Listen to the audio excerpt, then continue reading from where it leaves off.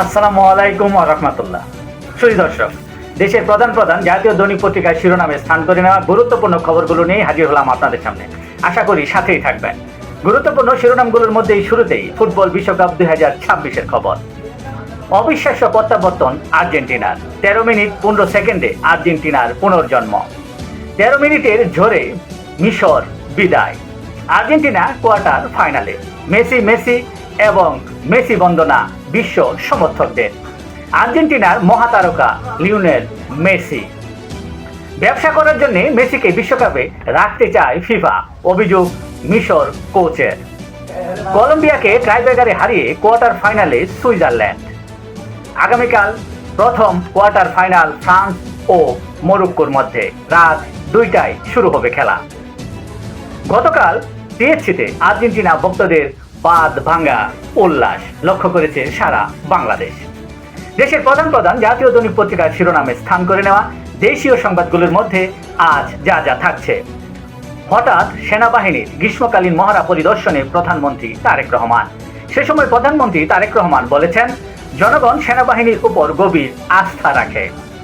British হাইকমিশনারের সাক্ষাৎকালে BNP মহাসচিব মির্জা ফখরুল ইসলাম আলমগীর বলেছেন, গণতান্ত্রিক মূল্যবোধ প্রতিষ্ঠায় বিএনপি প্রতিশ্রুতিবদ্ধ।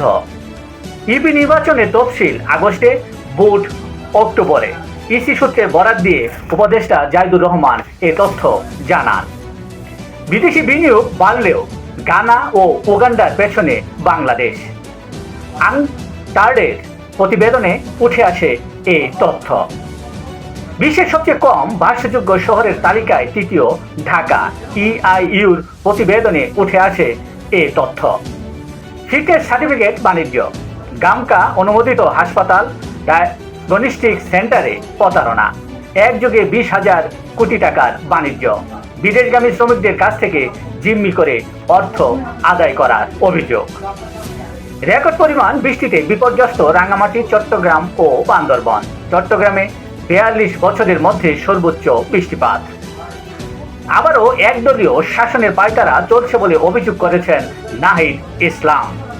দেশের প্রধান প্রধান জাতীয় দৈনিক পত্রিকার শিরোনামে স্থান করে নেওয়া আন্তর্জাতিক খবরগুলোর মধ্যে আজ যা যা থাকছে। খামেনির শেষ বিদায়ে কমেও জনসমুদ্র।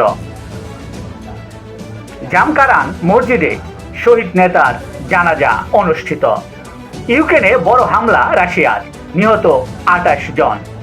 অবৈধ তথ্য সংগ্রহের অভিযোগ। ডেইলি মেইলের বিরুদ্ধে মামলায় হার প্রিন্স হ্যারির। বিতর্কিত দ্বীপ নিয়ে জাপান ও চীন মুখোমুখি অবস্থানে। পারমাণবিক ত্রয়ী শক্তির সক্ষমতার পথে চীন। ভয়াবহ দাবানলে পড়ছে ফ্রান্সের দক্ষিণাঞ্চল। ভেনেজুয়েলার ভূমিকম্পে প্রাণহানি 3,500 ছাড়িয়েছে। এশীয় ক্রেতাদের জন্য তেলের দাম বিশাল ছাড় দিল সৌদি আরব। ট্রাম্পকে তুরস্কের কাছে F-35 বিক্রি না করার অনুরোধ নেতানিয়াহুর। এই ছিল দেশের প্রধান প্রধান জাতীয় দৈনিক পত্রিকার শিরোনামে স্থান করে নেওয়া গুরুত্বপূর্ণ ও আলোচিত খবর, যা নিয়ে এতক্ষণ আপনাদের মাঝে উপস্থিত ছিলাম। আজকের মতো এখানেই। সকলেই ভালো থাকবেন, সুস্থ থাকবেন। আসসালামু আলাইকুম ওয়া রাহমাতুল্লাহ।